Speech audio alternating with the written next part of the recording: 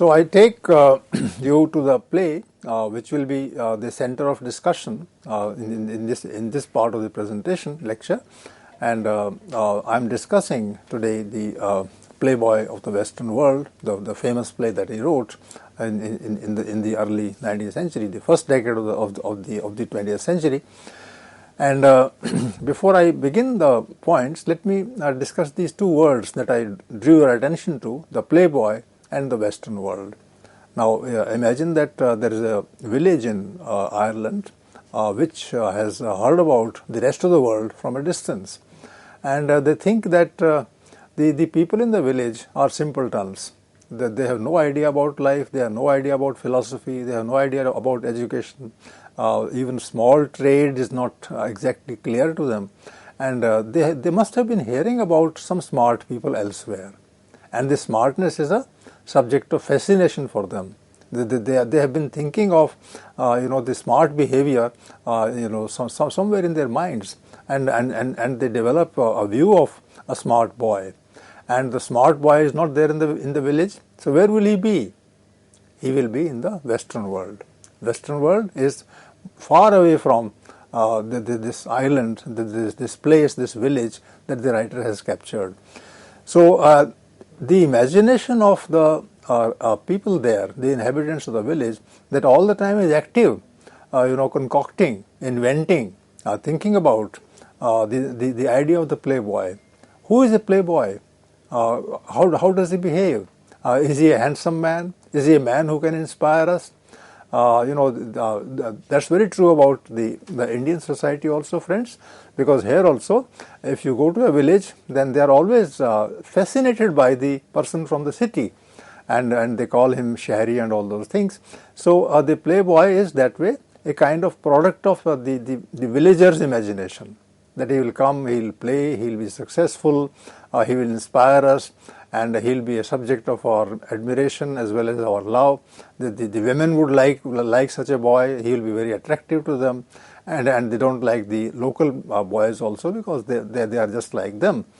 So this playboy is there at the center of this play, and the Western world is another. The Western world has produced the playboy, and the Western world is totally different from the world that exists in the the place where the play is situated. So it's going to be a very hilarious play. It's going to be a very comic play. It's going to be a very romantic play also, and finally it will be a sad play also. So all these great ingredients of literature are presented by J.M. Synge in this play, and it works at many levels. It works at the level of irony. Something that you admire, but actually you are not admiring, you are criticizing. And the moment you say that all that he says is not meant by him, but something else is meant by him, so your mind is always active to find out as to what exactly is the viewpoint of the author. So the play is gripping, and because he was talking about the simplicity of Ireland in this play, and through this play he was in fact criticizing or at least laughing at the way the Irish people would behave. Therefore, this play became very controversial at the world level.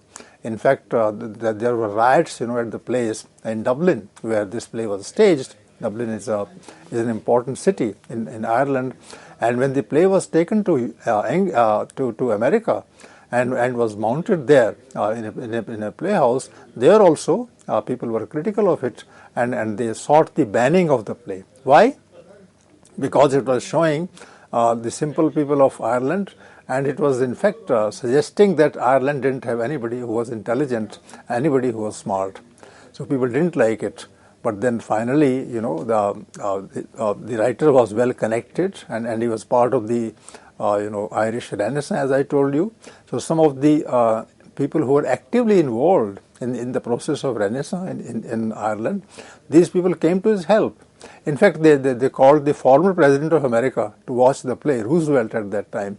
So Roosevelt also came, and he enjoyed the play. It was a great play, he said.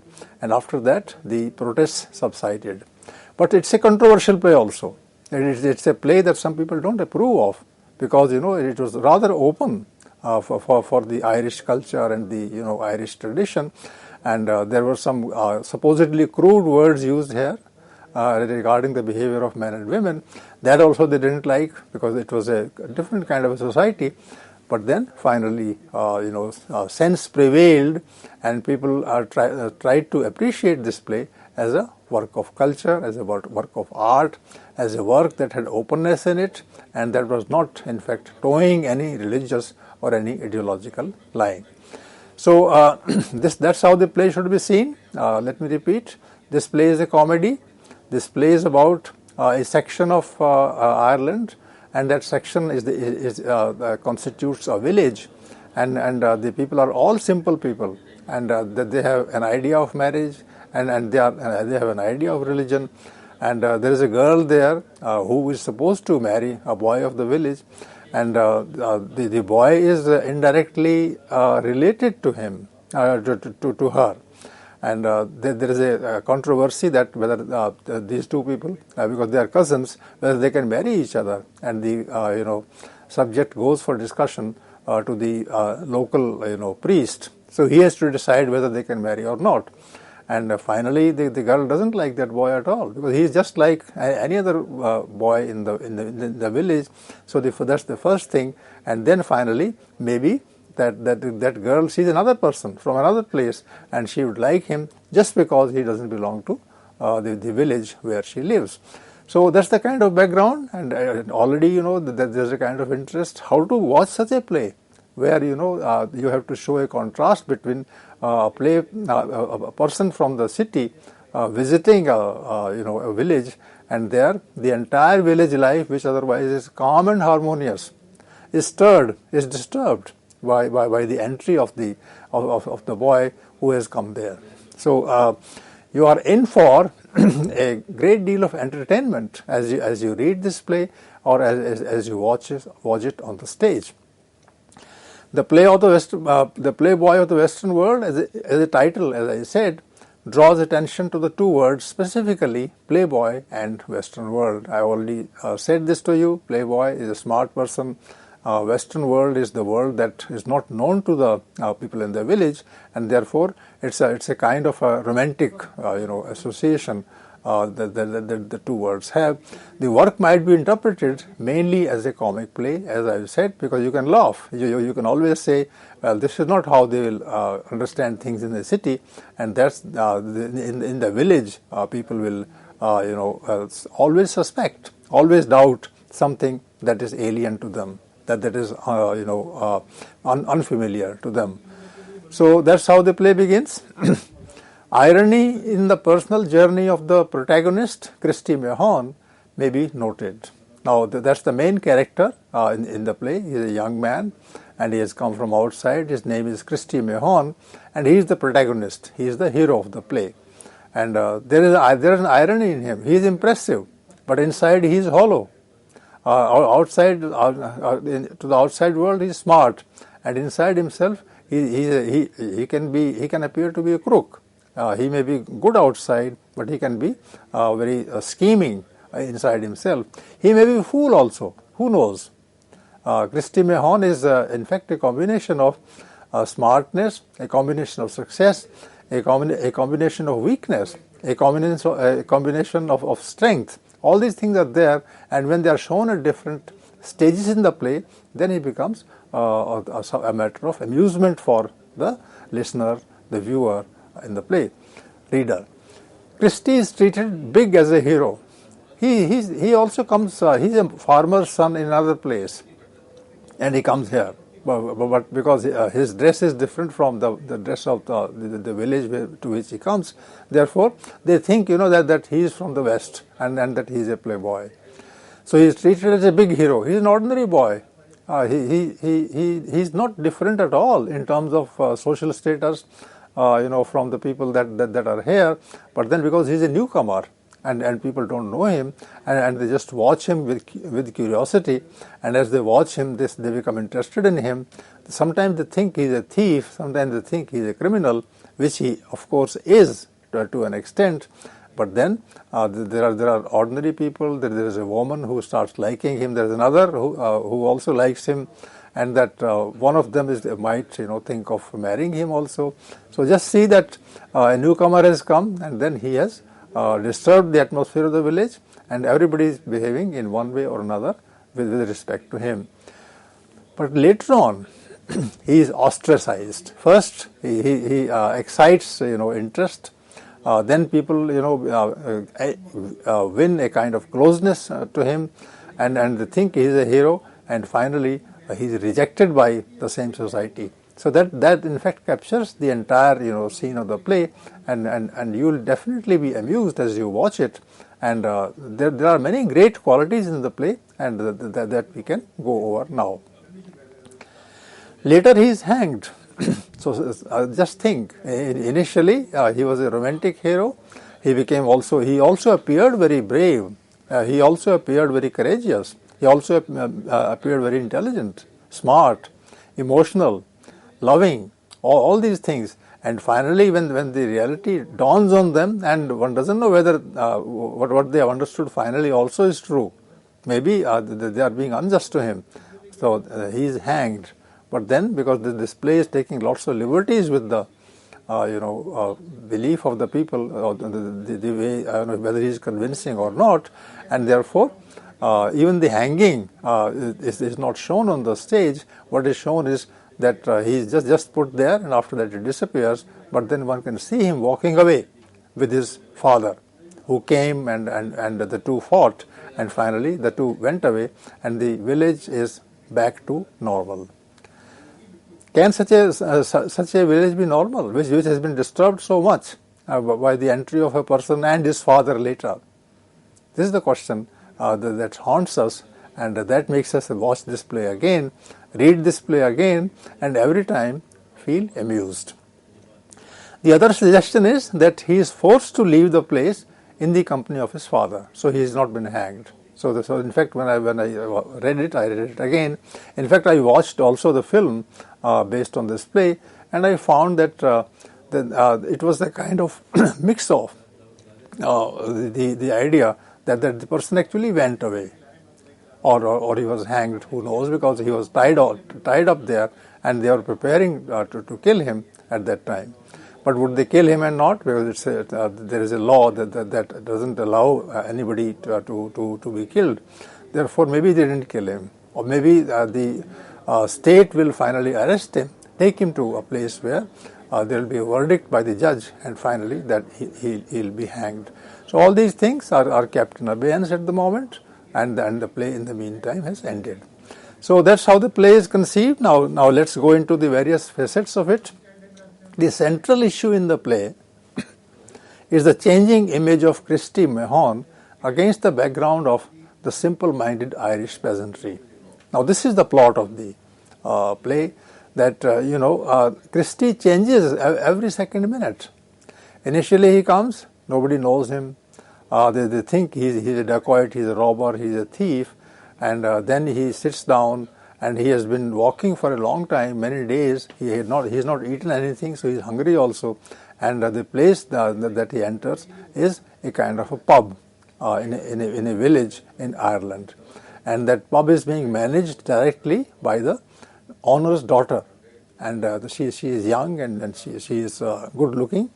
And when this person comes there, then she is curious about him, as to what he is, who he is, where he has come from. Why did he come here? She becomes interested in him, and that's one image, the image of curiosity. The second image is of her interest in him. Third image is of the boy's interest in the girl, and he starts showing off because he is getting so much of admiration from the girl, from other people who visit the club, the pub, and the rest of the people in the village. In fact, at one point of time, the girls in the village, 4 or 5 of them, they also walk to the pub, and they have a good look at him, and they are laughing, and they came with many gifts for him.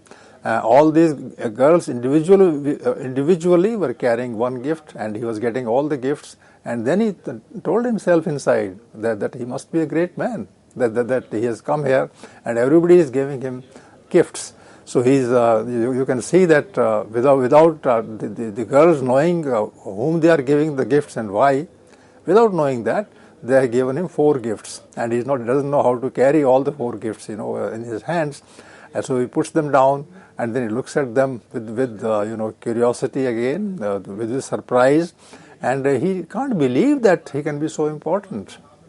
So this is how the issue is. He keeps changing. His images keep his image keeps changing in the course of the play. And the background is of the simple-minded Irish peasantry. So that Christie is going to grow up in the minds of the people in the play over the next 1.5 or 2 hours, and he'll be face to face with the main girl who runs the pub, the girl's father, the peasants who will come from the village to also see him and think about him and talk to him, and the girls of the village which will come with gifts. So all these things are happening in the play. So at one point he was an unknown person. In the middle of the play, he reached the climax of his popularity.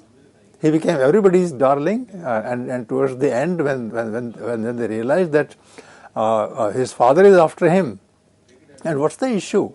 The issue is that he tells people, and to an extent he is right, that he hit his father and killed him. And it's definitely a crime, and it should be harrowing for them to hear. But then they also think that the man is brave, that he can kill his father. And killing a father in a village will not have the same kind of horror that is there in the cities, because those people think that maybe the father was wrong, maybe the boy was courageous, and maybe it's an act of bravery. So imagine ordinary, simple people thinking, that keeping their mind open on the idea of killing one's father. So it's not patricide, it's not killing of the father, but Christie actually evokes interest in the listeners when he tells them that he killed his father and came back here. And so the women particularly like him for this, because killing a father also means that you don't accept the norms of the family. And all girls, who have to marry, they think that the main enemy of their married life would be the father-in-law or the mother-in-law, for that matter, depending on where one lives. Therefore, he becomes a symbol of the destruction of the family. And destruction of the family, in fact, is some kind of a liberation for a young girl who is preparing to marry.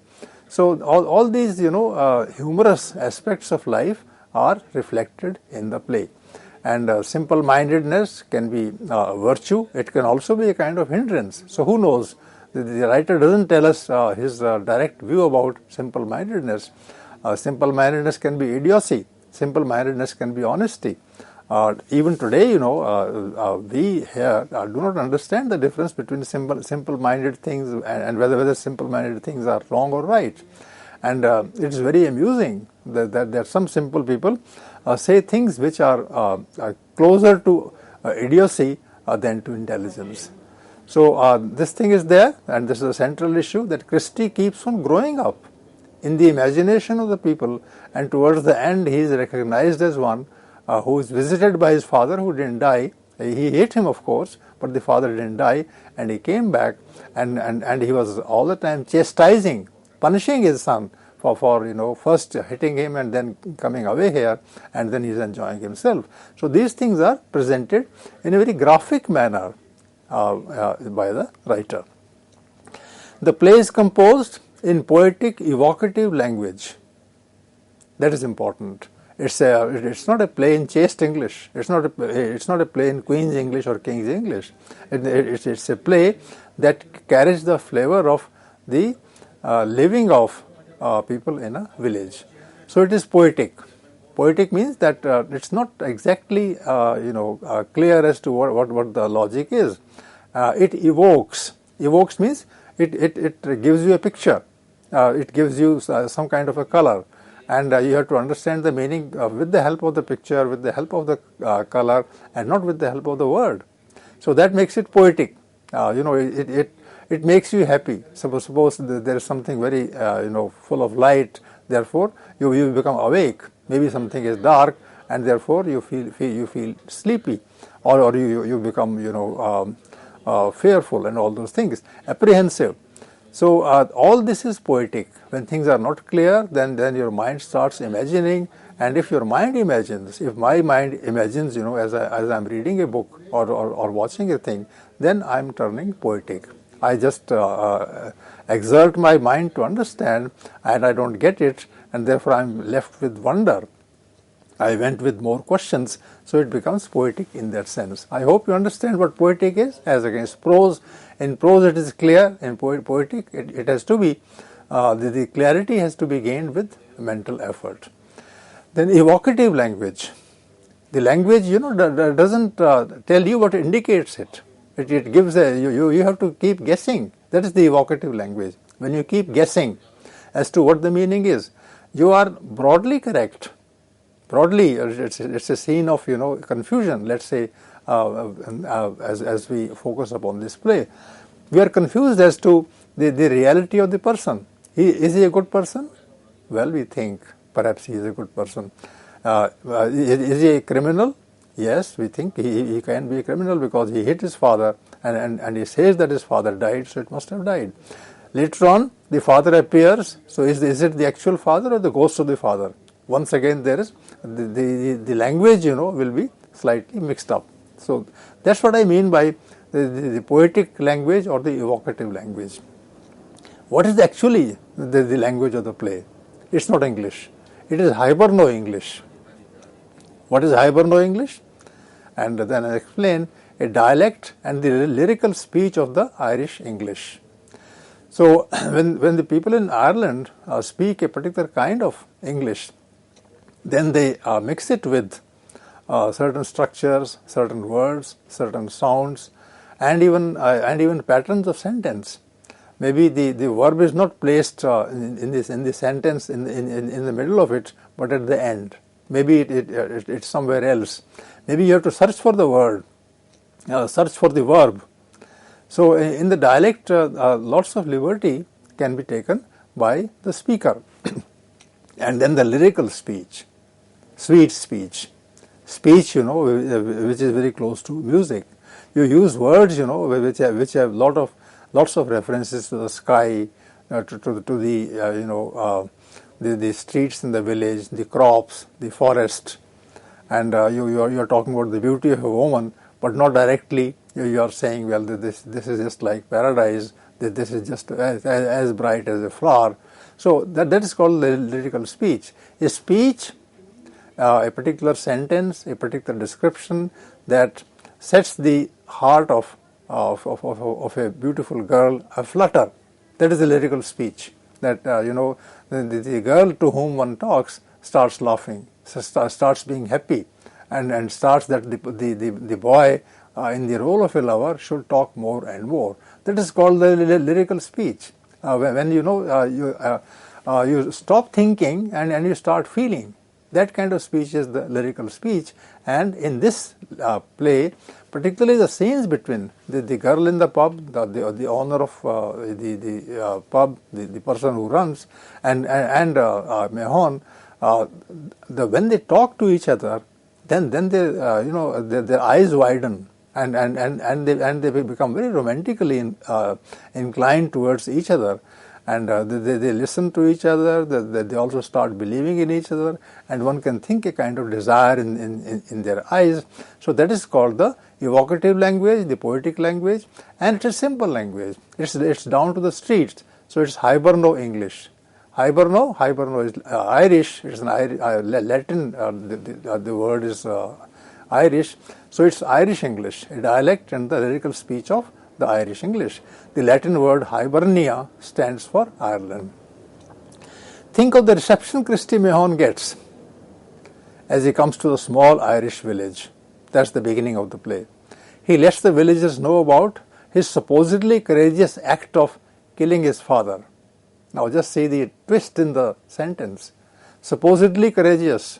There's no courage needed in killing a father. The father is an old man working in a field. The son also is working in a field. they fight, and the girl is the boy is angry, and he takes some some implement in his hand and hits the father's head, and he says, it's not true, he says that the skull of the father was split open, so which means the man died. He says this, and then he comes here, but then this is called by the villagers as an act of courage.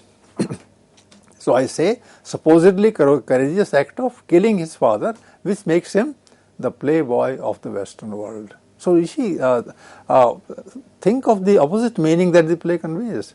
The playboys in the Western world, would they be killing people and killing them smartly, and will they be objects of admiration? Now this question is raised.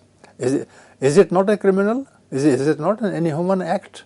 So all these things emerge in the play, and since the playboy is defined as something, defined as a person who will take law in his own hands and will create a sense of pride in the mind of the listener. Therefore, all these questions are raised, and the writer doesn't answer. In fact, the writer makes the reader and the viewer enjoy the associations of the crime that are shown on the stage.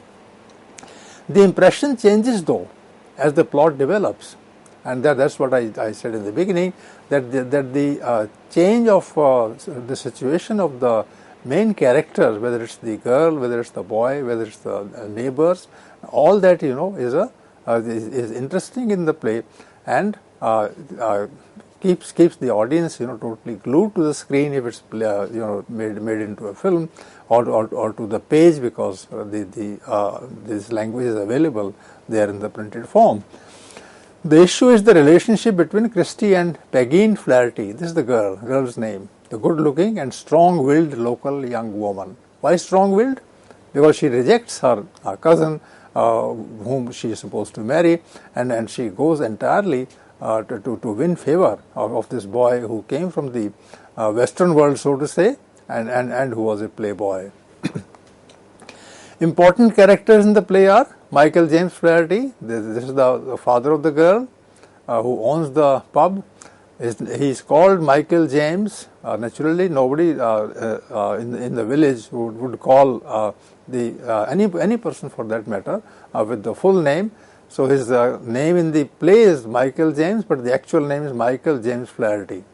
Old Mahon, because they don't know who the other Mahon is, Christie Mahon is, so his father is the old Mahon. Then Sean Keogh. This is the fiance, Pegeen's half brother and fiance. Will he marry her or not? It will depend on the verdict of the priest. Widow Quinn, the other woman who's a widow now, whose husband died, and she is interested in marrying Mahon, Christie Mahon, and a few small farmers and village girls. So these are the characters, and they create a comic scene, but the beauty of the play lies in the use of the language and the pictures. So in the play, finally I say that the writer celebrates the power of the imagination. That's the most important part in the play. That when you see the play on the stage, when you read the play on the printed page, then you start thinking about it and you start imagining.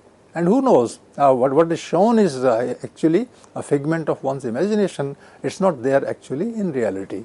So the play is extremely enjoyable, very creatively projected, and the writer shows a kind of a classical discipline and at a young age, and when he was suffering, and that made this play a kind of an immortal presence in world literature. So Playboy of the Western World is very ironical, very interesting, very amusing, and thought-provoking. I hope you have understood the argument that I am presenting, and I'm sure that you would see, you would read this play in the manner of exploring the psyche of the poor people who have their own vital imagination at work when they watch some phenomena in front of them. Thank you.